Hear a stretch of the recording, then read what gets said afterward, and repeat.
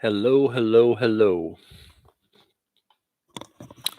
Coming at you live from the inside tonight. It is pouring rain outside. And so I cannot do my thing on the patio, which means I've already done my thing for now. I don't know. I might take a break. I might take a pause. Maybe set a timer, see how quickly, because the door's right there. The door's right there, so I can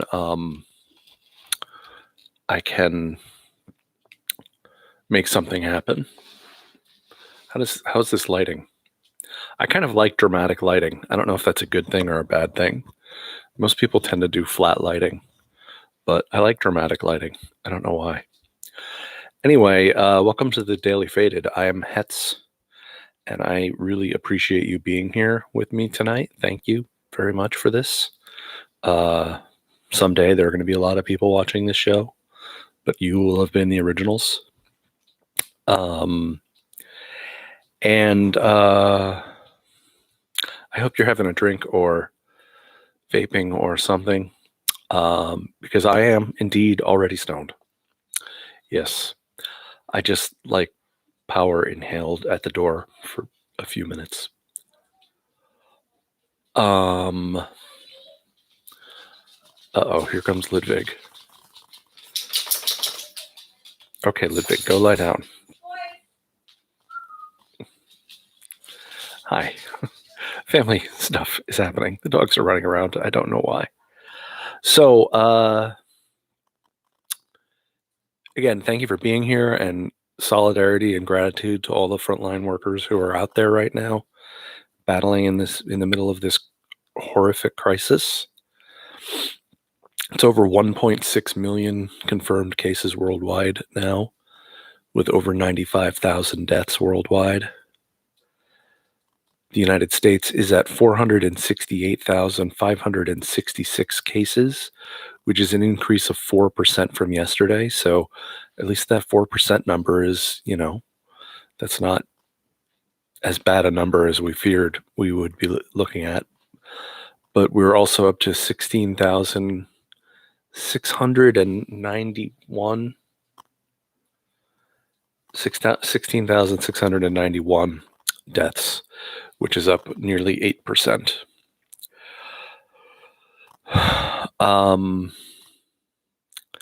That puts us second behind only Italy. And definitely on pace to pass Italy for the most COVID deaths of any country in the world. Cheerful stuff by Saturday. I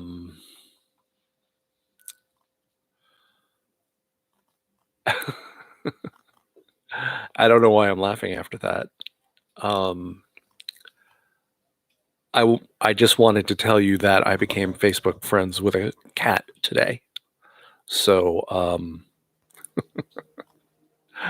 so shout out to the Foster family in Texas. I love you guys. I know you're not watching, but shout out to you anyway. That's my kind of extended family in Texas who thinks I'm a Hollywood liberal. I am not a Hollywood liberal. I am not a Hollywood liberal. Eric Garcetti doubled down on trash collection today.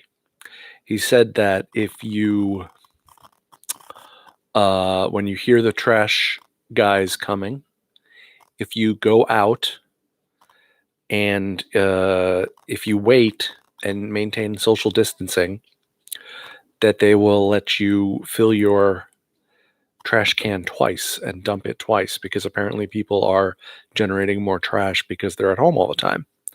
So starting Monday, that service will be available in Los Angeles. I just marvel at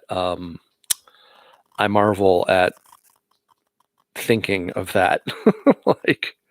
I guess they must have been getting emails from people saying their trash is getting overflowing.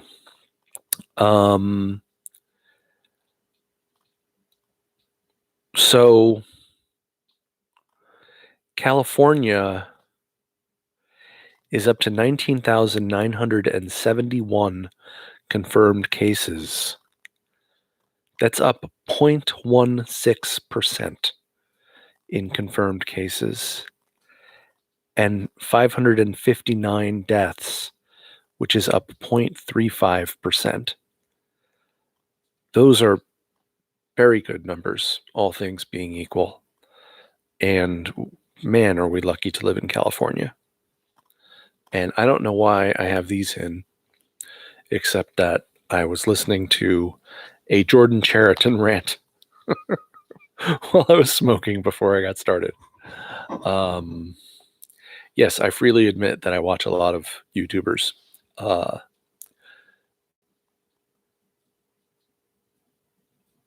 So, fact of the day, this just kept coming up over and over again today. David Pakman was raising this.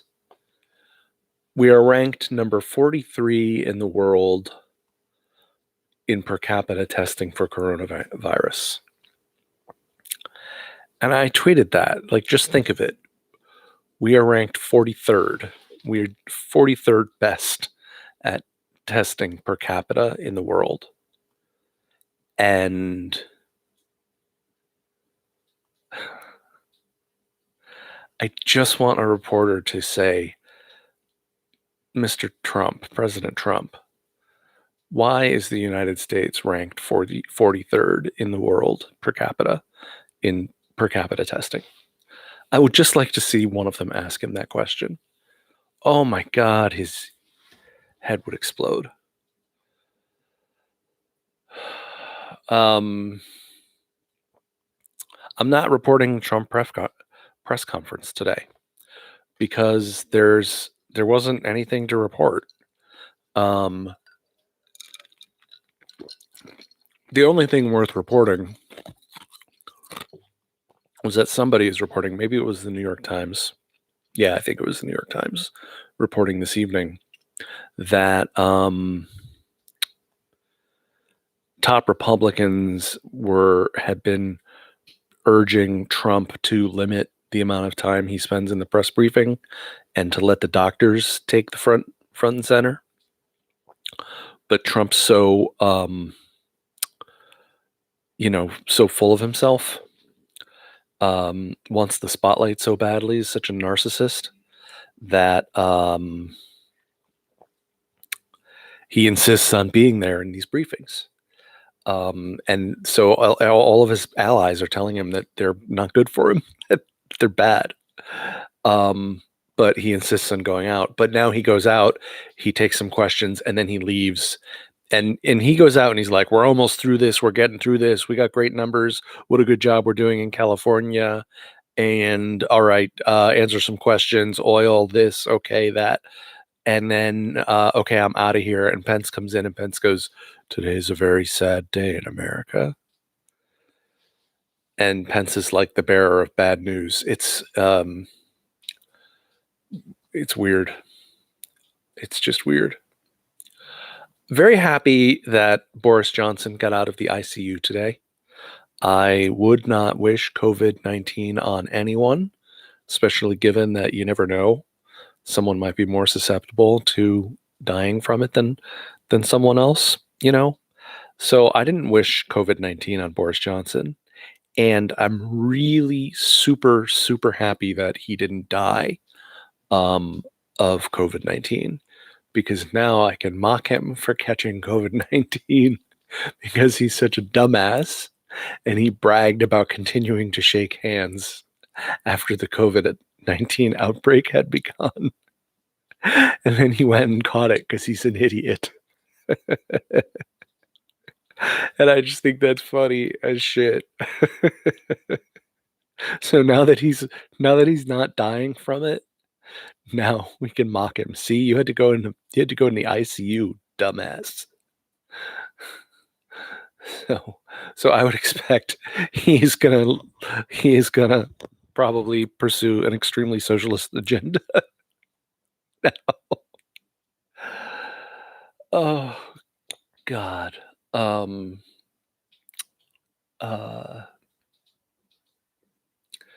the number of California COVID cases in ICU dropped by a little bit, 1.9%. So that is very good news.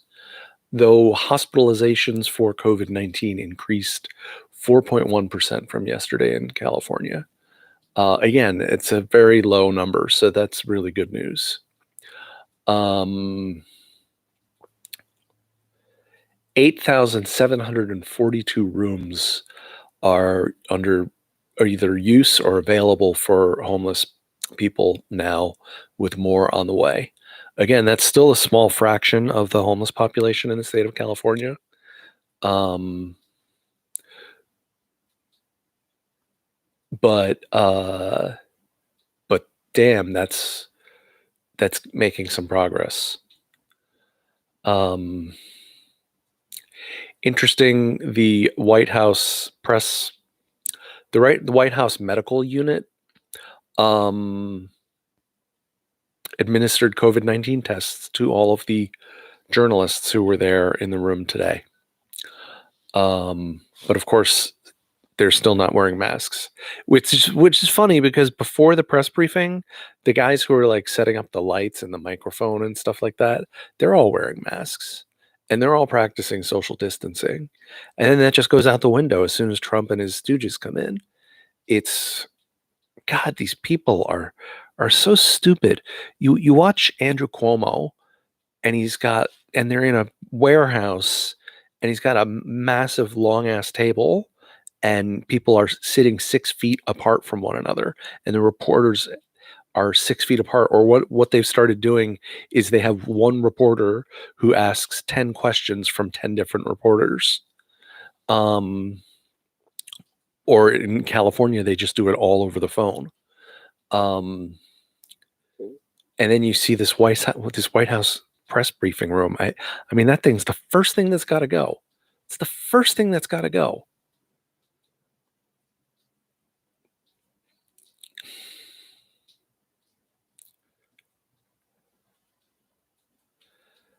And as they're testing the White House press corps, they're also cutting funding for testing.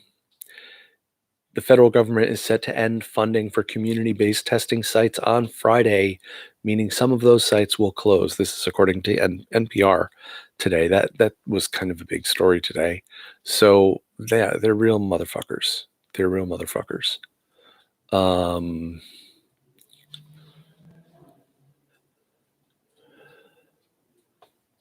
The ACLU has sued the city of Baltimore for its aerial police surveillance plan, which would send planes flying over the city at least 40 hours a week to almost constantly collect wide-angle photos of Baltimore.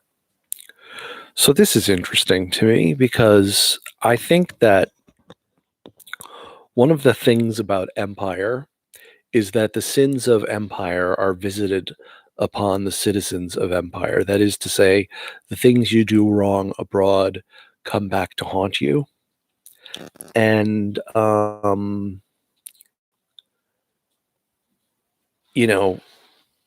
drone technology has been a war-fighting technology.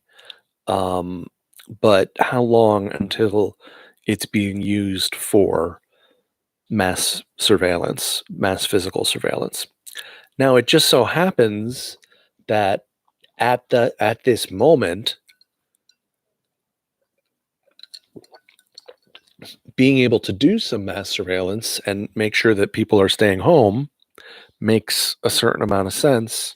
And I think we are willing to give up certain civil liberties when we know the science. But this was a 180-day plan. So it sounds pretty sketchy to me.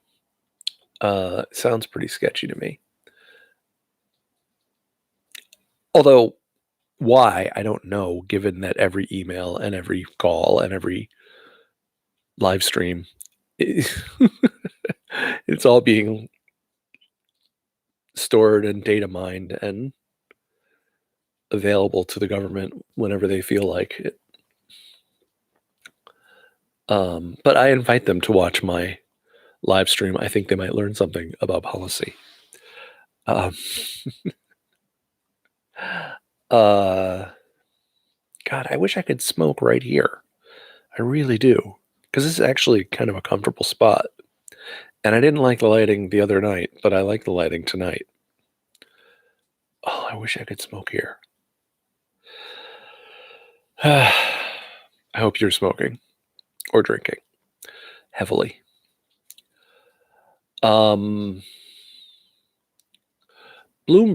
reported the Korea Centers for this is scary.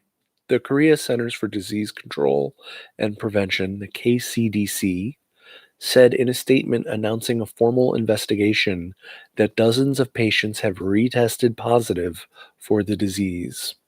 While we are putting more weight on reactivation as the possible cause, we are conducting a comprehensive study on this, KCDC Director General Jong Un-kyung said, according to Bloomberg. There have been many cases when a patient during treatment will test negative one day and positive another. It did say that sometimes people get much sicker the second time that they get sick. So that's another frightening development. And I believe there was also some study of that coming out of China as well. And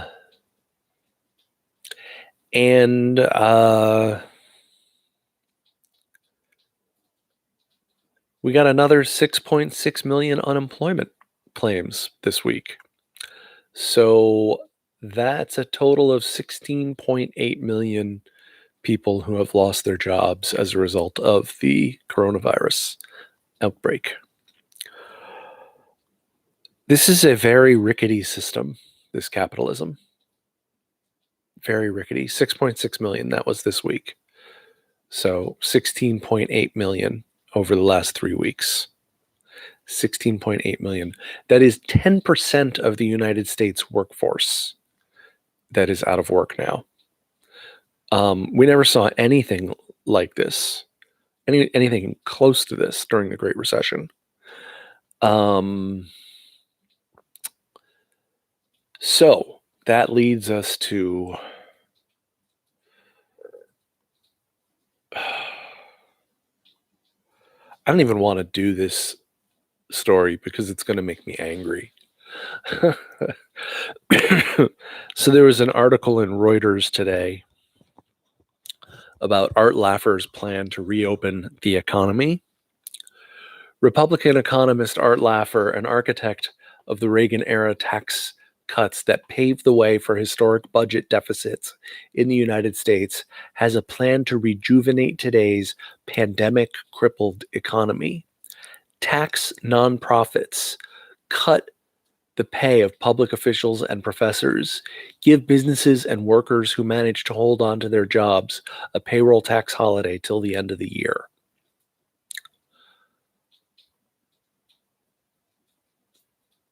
What about the extra aid funneled to newly jobless workers by the $2.3 trillion fiscal rescue package? Such government spending, Laffer told Reuters in an interview, will only serve to deepen the downturn and slow the recovery. That is the opposite of the truth. That is like it's proven not to be true. California's population is 40 million, Hamza. So it's more like a quarter, or it's more like an eighth.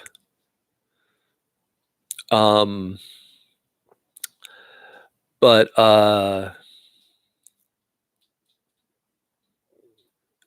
yeah, when you infuse money into the economy at the working class level, it goes into consumption, and that consumption drives profits for businesses. Cutting back will lengthen depression. You have to spend to get out of it. Quote, if you tax people who work and you pay people who don't work, you will get less people working, Laffer said.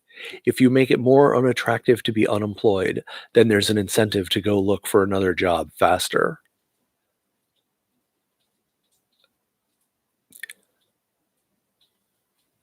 He says that as if it's a bad thing. I mean, so this is Art Laffer, the inventor of the Laffer curve, which is literally nonsense.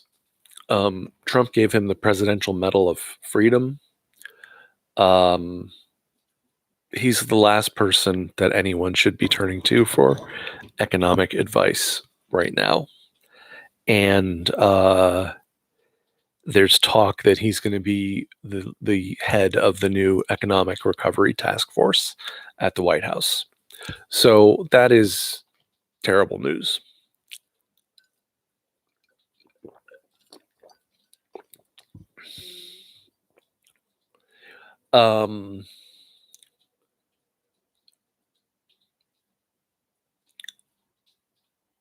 His logic about people wanting to get back to work is absurd. People want to get back to work because they want to get back to their life as usual. But people want to get back to work after the health crisis has passed. I don't know anyone who's like, oh, gee, I'd really like to go back to work today when it's still dangerous to go out. These guys, their priorities are all screwed up. I feel bad for them. I really do. People want to get back to work when it's safe to do so. And no one's talking about paying people to not work after the crisis is over, for example. Would I be open to that? Yes, I would. I would very much support a progressive UBI now and going on into the future. I would totally support that. And I think that would rebuild the economy from the ground up, which is the way to do it. So Art Laffer is one of the bad guys, and having him being about restarting our economy is not good. So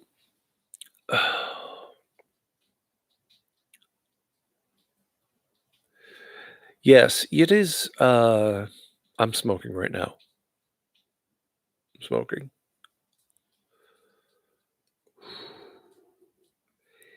Yes, it is the end of the show is the toughest part of the show to do. Oh man.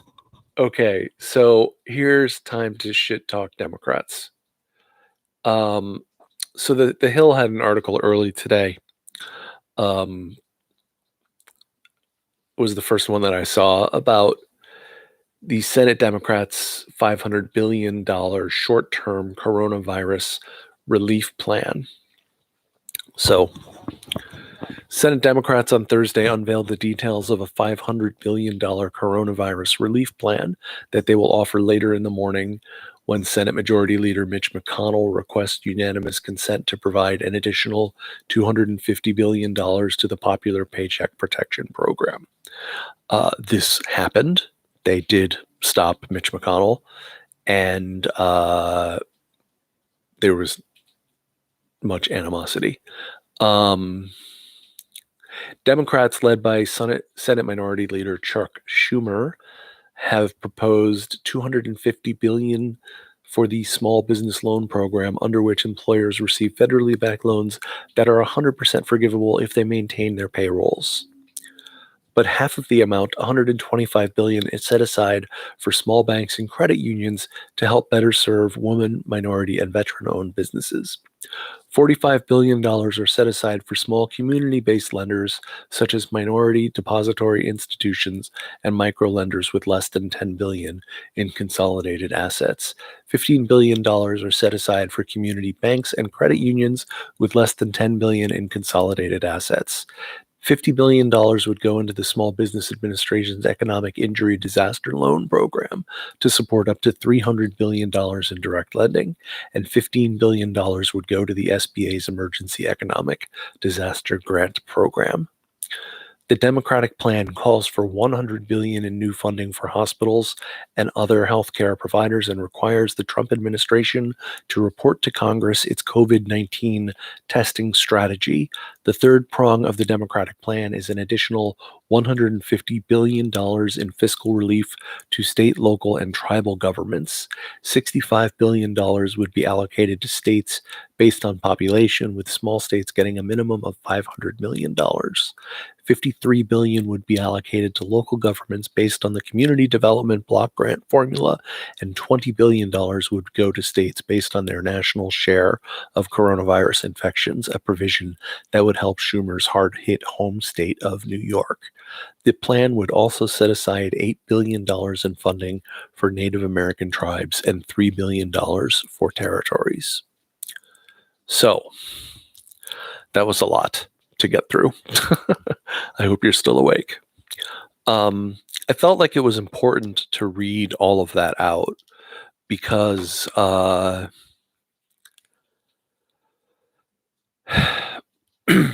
it's a demonstration of what Democratic establishment players do, which is they make things very technocratic and wonky.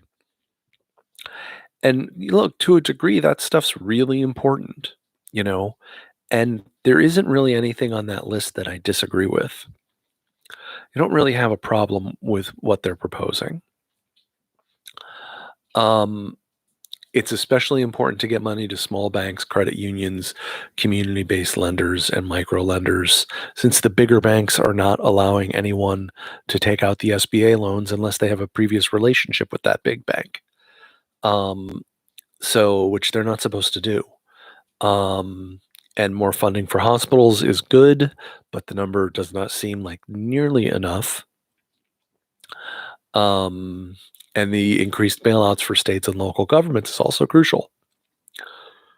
But, and this is a big but, what about the American people?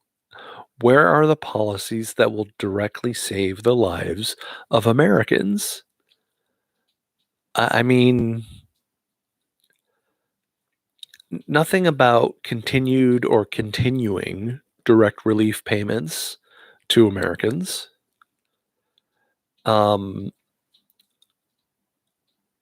about expanding the current payments or speeding them up, figuring out a way to get them out to people in less than 4 months.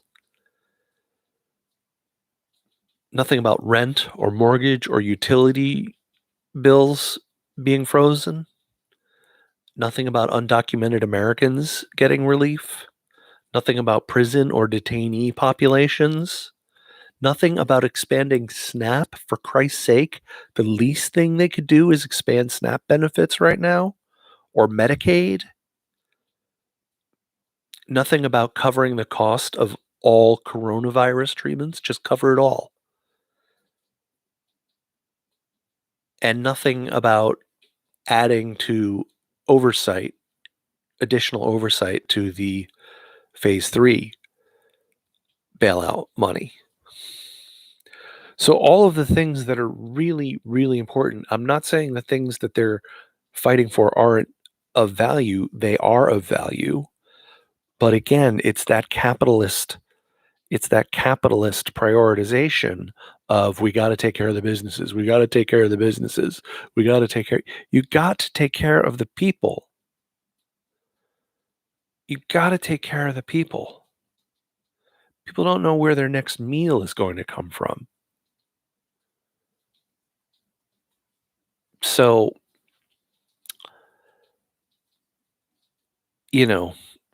bully on the Democrats for gumming up Mitch McConnell, whatever.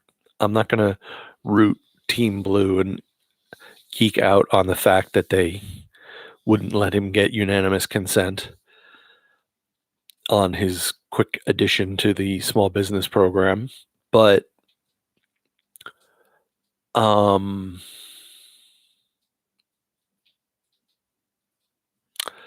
There was an article in Politico about Senator Josh Hawley, freshman from Missouri, Republican, loyal Trump ally, Ally, hi Ally, um, just elected in 2018. Young guy, I think. I think he's young. Yeah, sounds young, right? Josh Hawley. Um,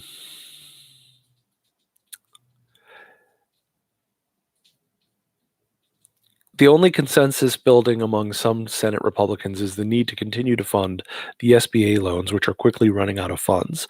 A lot of Republicans want to wait and see how phase three works out. This is foolish. By the time phase three works out, by the time you know it's worked out or it's not worked out, whatever part of it hasn't worked out has meant people are suffering needlessly. So that's not forward thinking. They're not being assertive, they're being reactive. It's foolish.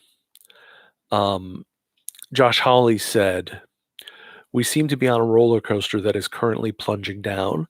I personally do not want to ride that roller coaster and find where the bottom is, and I don't think American workers should be forced to." Hawley's proposal would provide businesses with refundable payroll tax rebates that reimburse 80% of payroll costs and give a rehiring bonus for businesses for the duration of the crisis. He says that will prevent unemployment offices from being overwhelmed, keep Americans from going into debt, and give families a sense of confidence that a job is waiting for them when the crisis is over. I think that is a good idea. And I think he's close, but he's not all the way there yet. Ensuring companies' payrolls is what we should have done in the phase three coronavirus legislation, in my humble opinion. We saw it happening in Denmark and UK, and I think it's a very strong approach. And it's almost like the FDIC. It's a federal income insurance program.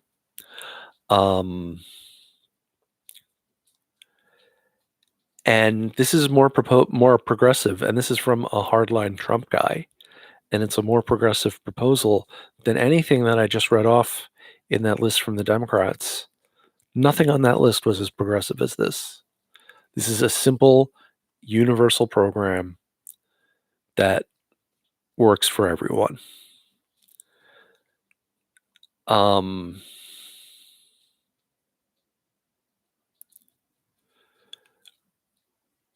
Now we've got these separate buckets of direct cash payments to workers, expanded unemployment insurance, the SBA loans with strings attached for small businesses, and the Fed bailouts with no strings attached for larger businesses. And oh, by the way, Trump just fired the inspector general, and put a lackey in the EPA inspector general. I thought that's like a contradiction in terms in the Trump administration.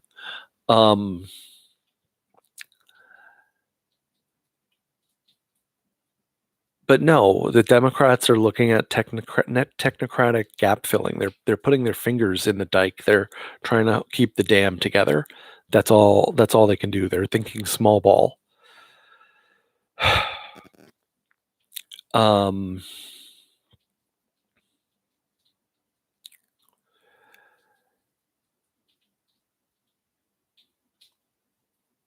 Yeah. So there was something I saw. Oh God, I have a couple other stories I want to do, but I can't.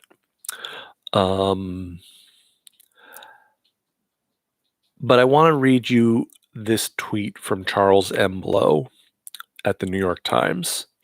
And I think this was from last week. I will say this.